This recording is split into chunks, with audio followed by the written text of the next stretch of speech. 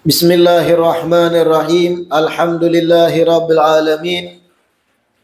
Wassalatu wassalam ala sayyidil mursalin wa imamil muttaqin sayyidina wa maulana Muhammadin wa ala alihi wa sahbihi ajmain.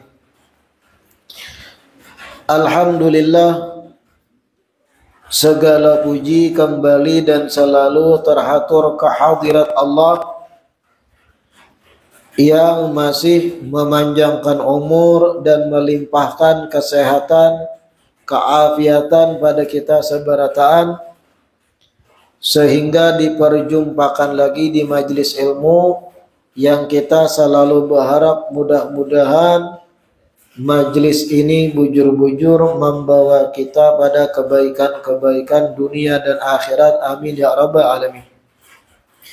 Melanjutkan kitab Khulasatu Akhlaq As-Salafis Saleh. Wa min akhlaqihim radhiyallahu ta'ala anhum tawaqqufuhum an kulli fi'lin aw qawlin hatta ya'rifu mizanahu alal kitabi wa sunnati awil urfi li'annal urfa min jumlatis syariah. Termasuk daripada akhlaknya salaf saleh, tawaqqufuhum, berhentinya mereka, an kulli fi'lin, dari berbuat sesuatu, au qaulin, atau dari berkata sesuatu, hatta ya'rifu mizanahu, sampai mereka mengetahui ukuran timbangannya, alal kitabi wa sunnati, sesuai dengan Al-Quran dan ajaran Nabi kita Muhammad sallallahu alaihi wasallam. Awil urfi, atau sesuai dengan al-urfu alias tradisi. Li'annal urfa, dikarenakan tradisi yang terbentuk, min jumlatis syariati, termasuk bahagian dari syariat, termasuk dari aturan syariat yang wajib ditaati. Nah, ini pun mirip dengan yang sebelumnya kita baca. Mulazamatul kitab wa sunnah kaluzumi dhilli syakhisi. Mereka salaf soleh itu terus menerus bersamaan dengan Al-Quran dan ajaran Nabi, kada lepas dari keduanya, bagaikan terus menerusnya ambayang maumpati benda nang tegak. Ada hari ini tawaqqufuhum, mereka satop, berhenti, kada mau menggawi sesuatu, kada mau berucap sesuatu, sampai mereka tahu terlebih dahulu kayak apa sudut pandang Al-Quran dan hadis Nabi, atau sudut pandang tradisi yang sudah terbentuk. Kalau berkesesuaian, hanyar mereka wani menggawi. Jadi kada hendak bertindak sesuatu apapun, baik itu urusan bersosial kah, baik itu urusan pemakan, baik itu urusan peminum, baik itu urusan bata tangga, baik itu urusan kerjaan, gawian, penghasilan, kada mau salaf soleh itu gegabah menggawi sebelum mereka pelajari kayak apa kacamata hukum syariat, membulihakan apa kada. Dibulihakan kada gawian ini misal.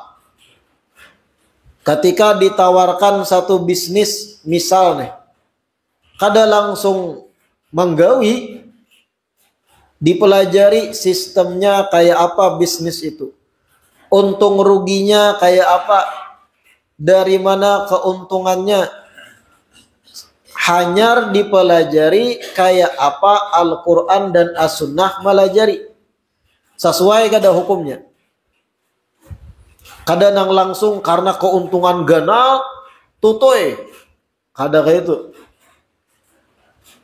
Bahkan saking ketatnya di dalam urusan maumpati aturan Al-Quran dan As-Sunnah itu, salah seorang ulama di Tarim zaman dahulu, Al-Imam Syekh Ali bin Abi Bakar As-Sakran.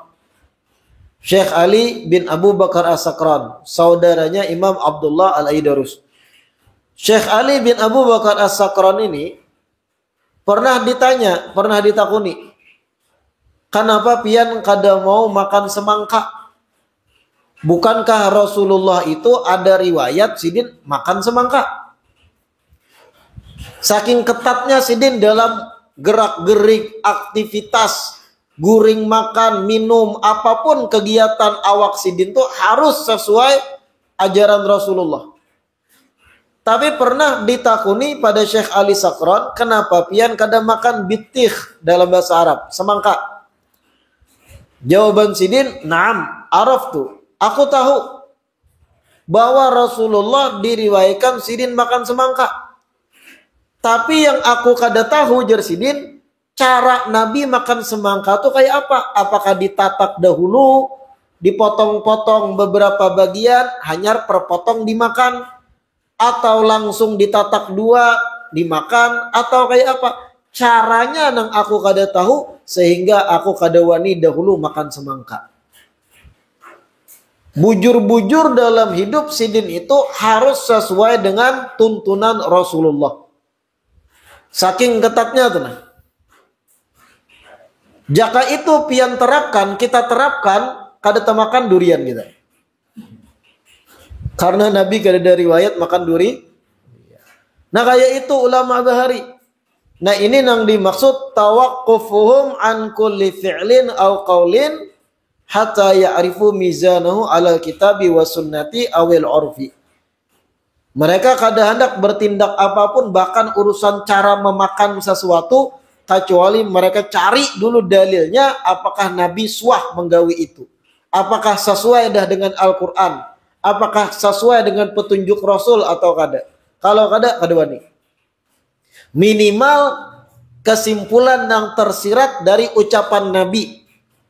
Pahamlah tersirat. Nabi kada berucap secara gamblang, tapi bisa dipahami dari ucapan sidin. Membulihakan. Hanyar wani menggawi. Salaf tuh. Cara guring, cara bangun, cara istinja, cara buang air besar, kayak apa masuk keluar WC, apa adab-adabnya, kada mau lepas dari aturan Al-Quran dan As-Sunnah. Han kayak itu tuh. Kita bangga apa kita? Dalam kegiatan kita keseharian pernahlah berpikir gawianku ini ada kada dalilnya? Sesuai kada sudah petunjuk Rasulullah? Makanku pakai sendok, Nabi bersendok kada? Nah pernah kada berpikir gitu kita? Karena dengan mutaba'ah itu dapat pahala. Mutaba'ah bahkan yang merinci dalam kegiatan keseharian itu dapat pahala. Itu yang dijaga bujur oleh ulama salaf. Ya tapi urusan masalah bersendok tadi dilihat kondisi juga lah. Amun makanannya itu kayak sop, kada kau betangan. Sendok harus ya. Atau berhirup langsung, panas.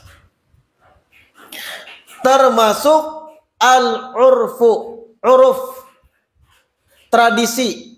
Apa yang dimaksud al-urfu di sini?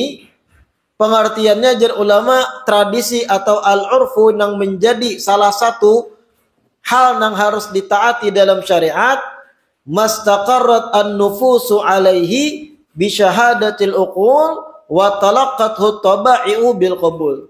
Sesuatu yang sudah menetap di dalam akal manusia, menjadi keputusan bersama bahwa itu memang begitu seharusnya, menjadi keputusan bersama akal norma banyak manusia, ridho dengan sesuatu aturan itu.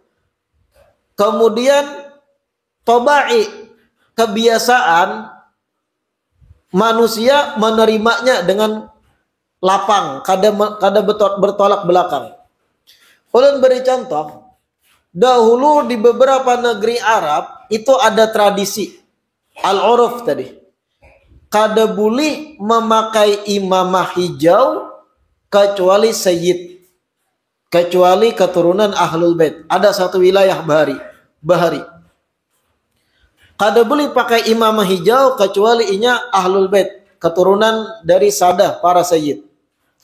Dan itu terbentuk di wilayah itu, jadi tradisi dah. Menjadi ciri khas untuk keturunan ahlul bait para sayyid. Apabila ada orang biasa, orang awam memakai juga imamah hijau, itu melanggar tradisi, melanggar uruf, dan itu perbuatan tercela. Nah, itu salah satu contoh uruf terbentuk di era tersebut agar orang meminandui mana sayyid mana kada dengan pakaian. Walau di zaman Nabi kada ada tradisi itu, cuma itu terbentuk diterima oleh akal masyarakat setempat supaya nyaman dibedakan. Kalau ada di zaman itu yang bukan sayyid pakai imamah hijau, itu dianggap aib, perbuatan tercela. Ada unsur penipuan, ada kehendaknya tuh. Menipu orang banyak ujung-ujungnya supaya dianggap juga sebagai sayyid. Sampai kayak itunya, dan itu uruf. Ketika pian tinggal di wilayah tersebut, taati uruf, karena itu bagian daripada aturan yang disuruhakan syariat agar ditaati. Selama tradisinya kada bertabrakan dengan dasar-dasar Al-Quran dan hadis. Contoh kita nih di wilayah Kalsel atau di wilayah Tanjung lah anggap. Terbentuk sudah tradisi dalam penyebutan seseorang yang berilmu agama dengan sebutan ustadz atau guru. Tradisinya sudah terbentuk. Kalau memang sidin alim, paham ilmu agama, maka disematkan nama ustadz di awalnya atau nama guru. Nah itu tradisi uruf juga. Tiba-tiba orang nang kada tahu manahu, kada belajar agama bujur-bujur, bahkan mengaji kada bisa, pakai juga menggelari dirinya ustadz atau guru. Itu melanggar uruf, melanggar tradisi, perbuatan tercela itu. Ada udang di balik batu ujung-ujungnya. Nah itu uruf. Para salaf soleh pun kada mau melanggar uruf yang sudah terbentuk, tradisi semacam itu. Nah ini yang dimaksud tadi, awil urfi li'annal urfa min jumlatis syariah. Tawaqqufuhum an kulli fi'lin aw qawlin hatta ya'rifu mizanahu 'alal kitabi wa sunnah awil urfi. Li'annal urfa min jumlatis syariah. Mereka tuh stop, berhenti dari berbuat sesuatu atau berucap sesuatu sampai mereka tahu ukuran timbangannya dari Al-Quran dan As-Sunnah dan uruf. Kalau sudah sesuai, hanyar wani berbuat, hanyar wani berucap, hanyar wani menggawi. Li'annal urfa min jumlatis syariah, karena uruf atau tradisi yang sudah terbentuk itu termasuk bagian dari yang disuruhakan syariat untuk ditaati. Selanjutnya, wa min akhlaqihim radhiyallahu taala anhum kathratu tafwidihim ila Allah taala fi amri anfusihim wa auladihim wa ashabihim. Termasuk dari akhlaknya salaf soleh, mereka banyak berserah diri kepada Allah Ta'ala. Banyak berserah diri kepada Allah Ta'ala di dalam perkara untuk diri mereka sendiri, fi amri anfusihim wa auladihim, dan di dalam perkara untuk mendidik anak-anak mereka, wa ashabihim, dan di dalam perkara yang berkaitan dengan kawan-kawan mereka. Kayak apa maksudnya banyak berserah diri? Nah, ulun jelaskan. Ketika mereka menjumpai masalah untuk diri mereka, ada problem dalam kehidupannya, mereka tuh dalam mengatasi problem, mengatasi masalah hidup, kada cuma bermodalkan akal dan pengalaman. Kada mengedepankan akal dan pengalaman pribadi kada untuk memecah masalah. Tapi dengan apa paling banyak? Dengan banyak-banyak berserah diri atau tafwid pada Allah Ta'ala. Kayak apa maksudnya? Banyak menyelesaikannya dengan cara sujud dan berdoa kepada Allah Ta'ala. Bujur, ikhtiar jalan ketika ada masalah, mereka selesaikan dengan cara manusiawi, dengan akal dan pengalaman. Tapi lebih dominan mereka menyelesaikan dengan cara banyak berserah dan berdoa. Ada masalah di kehidupannya, dapat tetangga nang nakal, misal mengganggu, mengusik, usil. Bujurai mereka itu melakukan penyelesaian dengan pendekatan langsung lawan si makhluk. Bebaik lawan tetangga, bepandir, diskusi nang baik supaya ampihan, saling jahil. Cuma lebih banyak mereka itu berdoa dan berserah dirinya pada Allah, curhat pada Allah Ta'ala, dibanding ikhtiar berjumpa lawan titik masalah tadi. Memaduakan antara ikhtiar lawan berdoa berserah pada Allah Ta'ala. Nah, ini yang luar biasanya. Amun kita kan kadang-kadang itu, iyalah, dapat masalah di hidup, ada problem, ini itu, kusut kepala, akal harus kita main. Mencari jalan keluar pakai akal kita. Wah, ini masalah duit misal, kita butuh duit banyak, segera ada masalah. Apa yang langsung muncul di kepala kita? Langsung ngaran fulan. Aku WA kena kawan, assalamualaikum bos, apa kabarnya?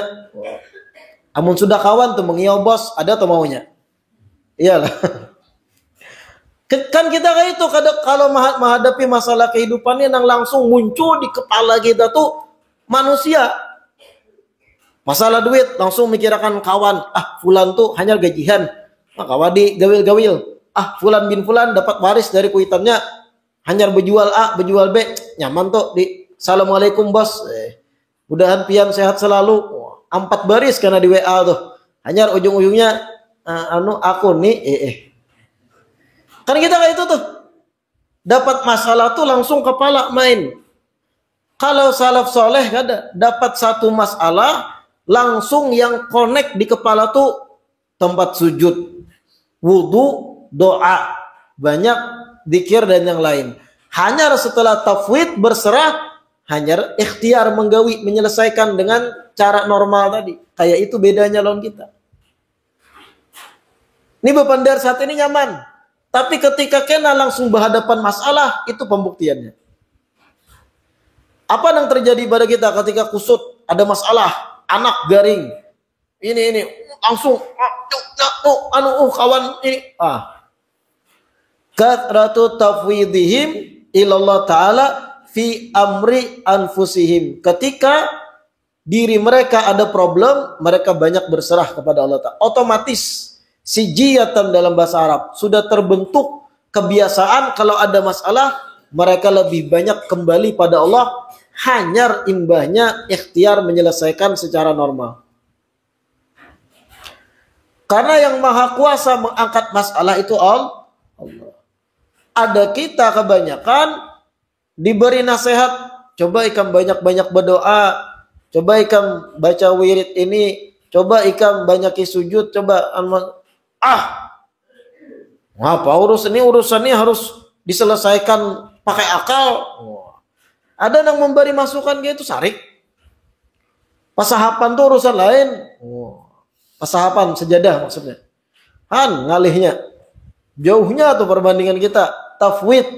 berserah diri lawan Allah Ta'ala ketika ada problem tuh jauh benar perbandingan kita wahini dengan ulama salaf. Ada mereka tuh nang betatangisan sampai subuh dari tengah malam di dalam qiyamul lailnya gara-gara satu masalah dan yang lain. Ada kita betatangisannya di medsos, yalah. Lalu jabalah statusnya kepala bakukus. Inilah itulah ma'adu lawan makhluk. Wa auladihim, nah ini penting. Termasuk salaf soleh itu ketika bingung di dalam mendidik anak-anak mereka, mereka banyak berserah diri pada Allah Ta'ala. Maksudnya kayak apa? Mereka salaf soleh itu ketika berisi anak, lakian anggap. Diberi masukan, dinasehati dah anaknya nih. Dilajari, ditarbiyah, umur 7 tahun, 8 tahun. Nakal masih. Sudah ikhtiar jalan, nakal masih ke anak tadi tetapnya mengaji kada mau ibarat. Ustadznya melajari ikra tempelingnya, misal. Nggak tuh liwar bang itu. Ketika menghadapi problem dalam mendidik anak semacam ini, apa yang dilakukan salaf?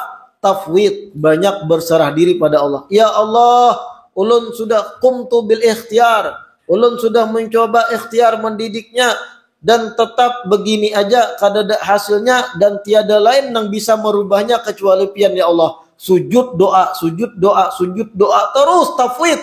Lalu Allah pun memberi jawaban dengan sedikit-sedikit merubah akhlak si anak. Bahkan sebahagian ada yang jauh lebih baik dari abahnya setelah dapat doa itu. Barakat abahnya tafwid, berserah diri pada Allah Ta'ala ketika bingung kayak apa lagi mendidik anak nih, ikhtiar sudah.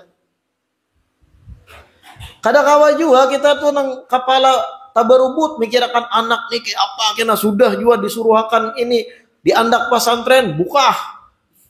Kan ada gitu.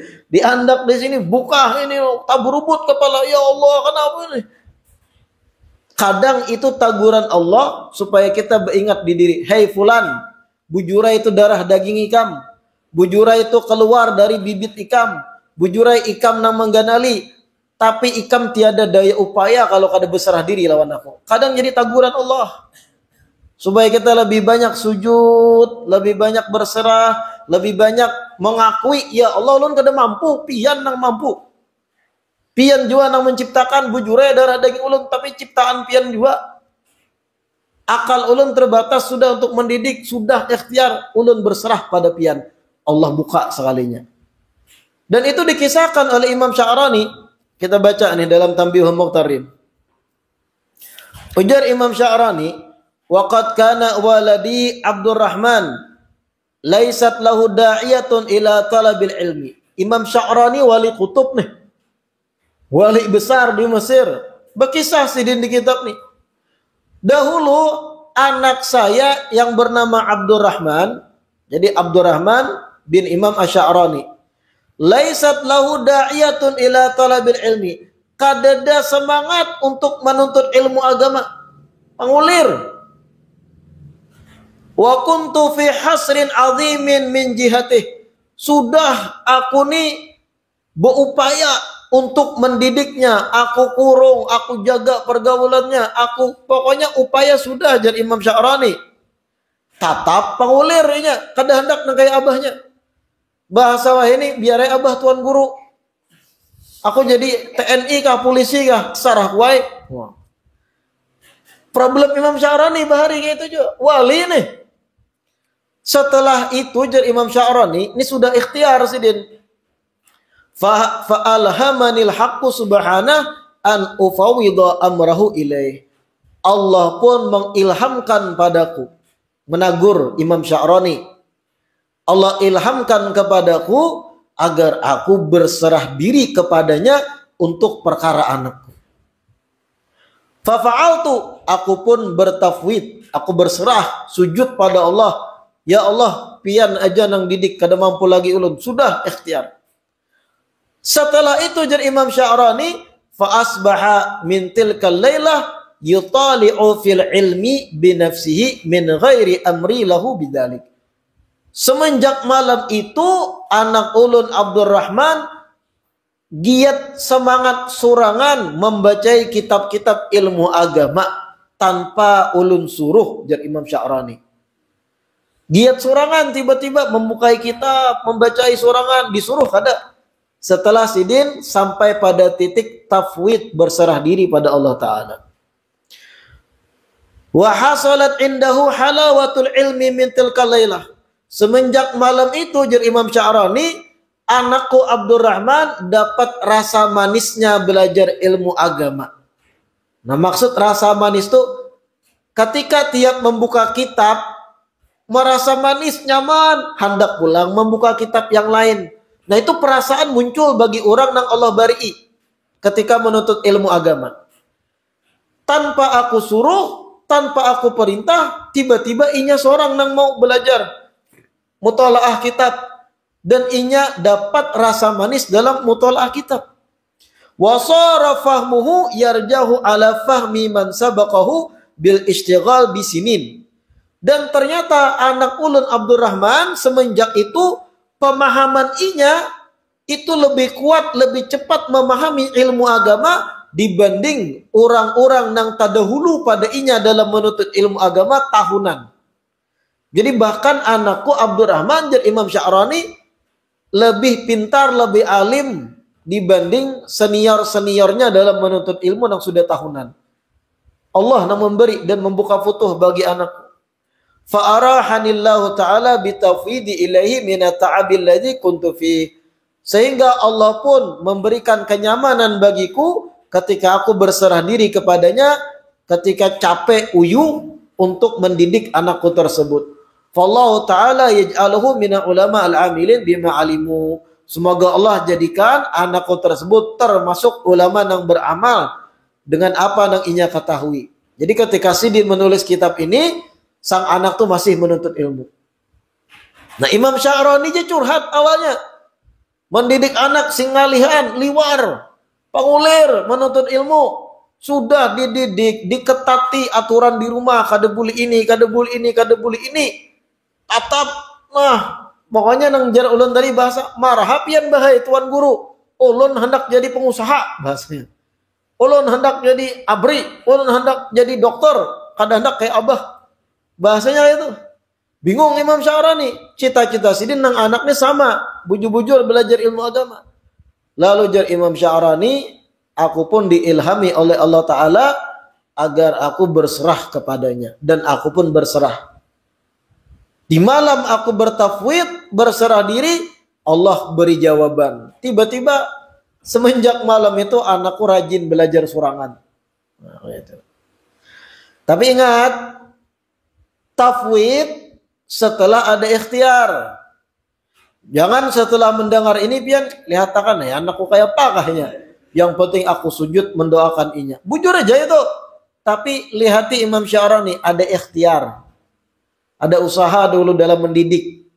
Kayak apa termasuk usaha kalau kita zaman ini, sekolahkan inya di tempat yang baik, cari tempat perguruan yang baik, sekolahkan inya, atau kalau di sekolah umum, sekolah paginya, sorenya pian andak inya di TPA belajar Quran. Ada ikhtiar dari kita. Sudah ada usaha dari kita mendidik inya baik-baik. Masih nakal, nah di situ kita tafwid. Ya Allah, pian yang maha kuasa, pian al-qadir, pian yang bisa merubah, pian yang bisa ini. Dan ini terjadi di Hadramut. Wali besar di Inat, Sayyidina Imam Fakhrul Wujud Syekh Abu Bakar bin Salim. Ini wali besar di Hadramut. Syekh Abu Bakar bin Salim ketika kekanakan 7 tahun, 8 tahun, nakal.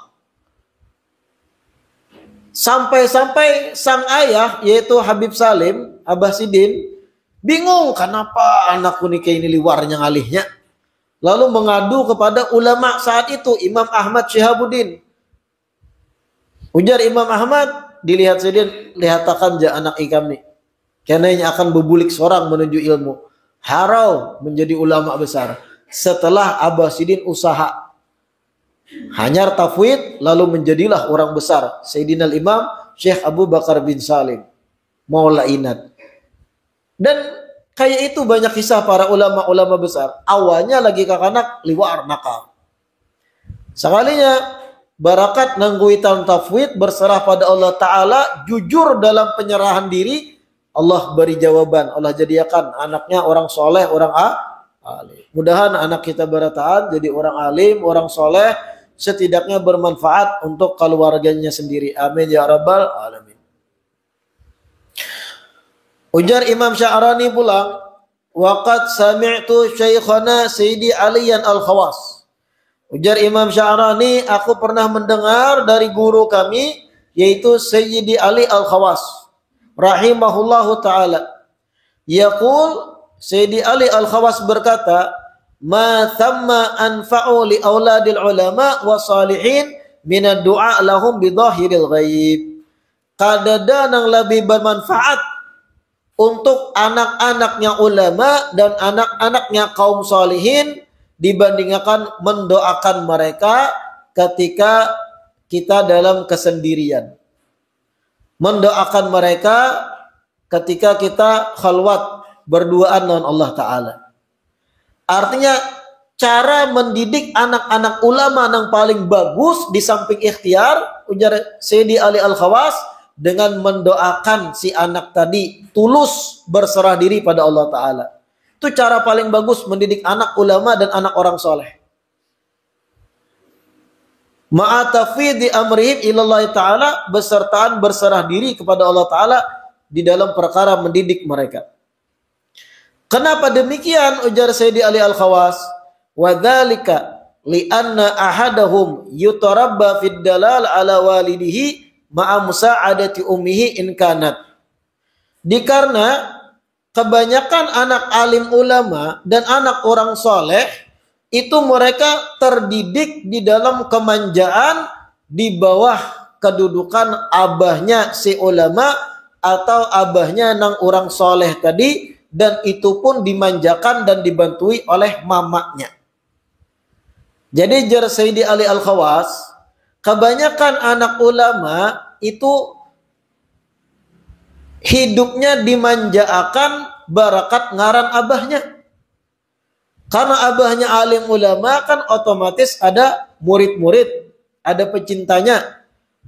Dan otomatis murid-murid nang abah, murid-murid daripada kuitannya si anak ini, inya pun akan ta'zim, akan cinta lawan nang anak. Karena memandang nih anak dari gurunya.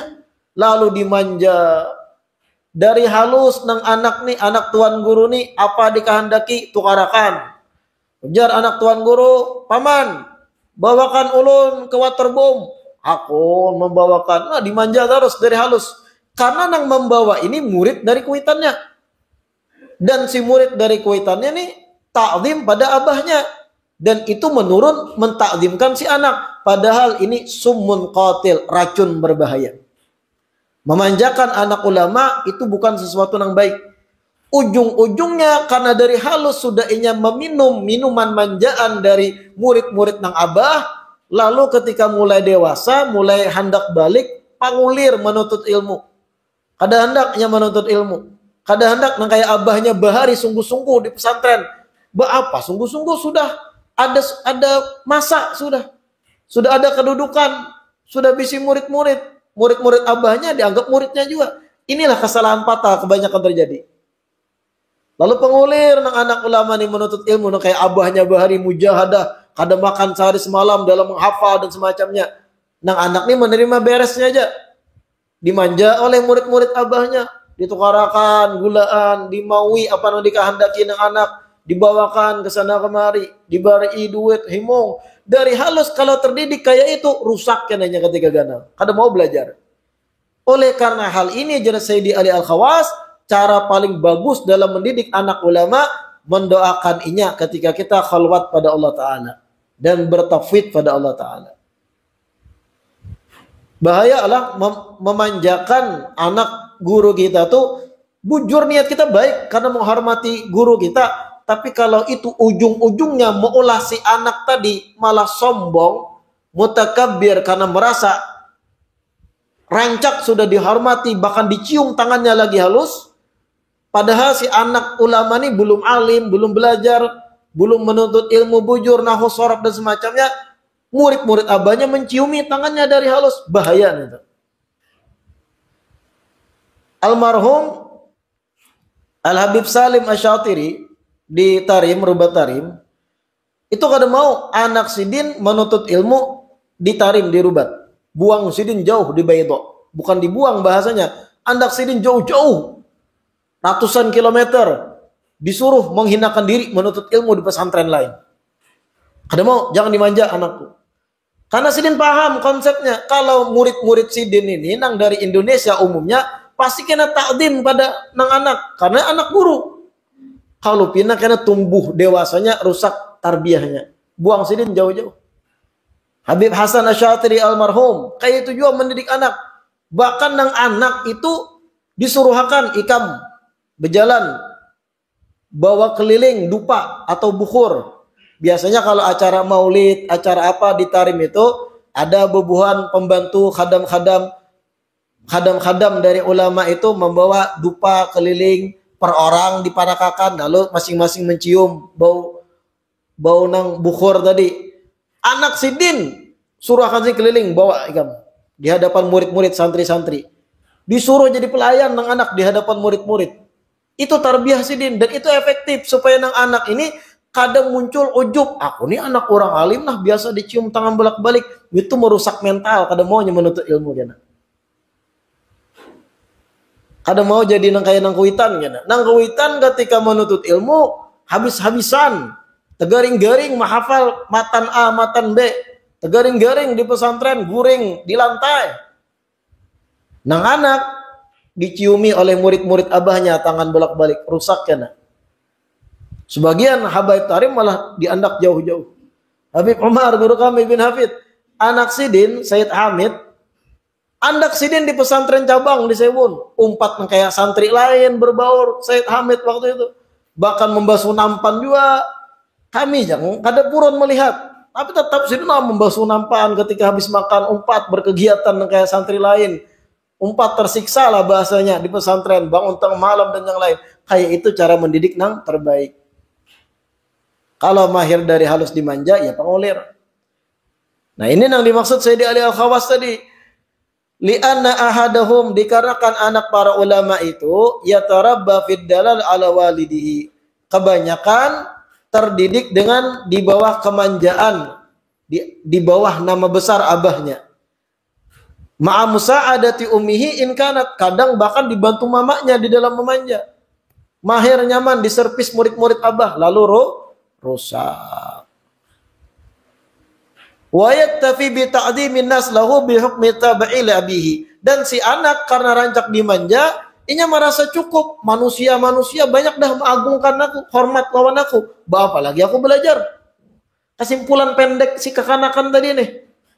Apa lagi aku menuntut ilmu ke pesantren puluhan tahun, orang jam menciumi tanganku dah. Padahal orang mencium tangan inya karena nama abahnya, bukan karena inya. Bahaya nangka itu. Fala yasiru indahu da'iyatun liktisabil fadail ghaliban. Sehingga jar Sayyidi Ali Al-Khawas, karena dimanjakan sedemikian, inya pun kadada motivasi untuk meraih keutamaan-keutamaan dengan belajar sungguh-sungguh menuntut ilmu. Ghaliban kebiasaannya kayak itu, jar Sayyidi Ali Al-Khawas.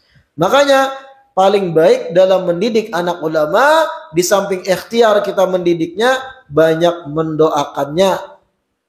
Kita berduaan, bertafwid, berserah pada Allah, mendoakannya. Khususnya kuitannya seorang. Sebagaimana yang dikisahkan oleh Imam Sya'rani tadi, tentang anak sidin Abdurrahman bin Imam Asy-Sya'rani. La ilaha illallah. Wa ashabihim ay kathratu tafwidihim ilallah ta'ala fi amri ashabihim.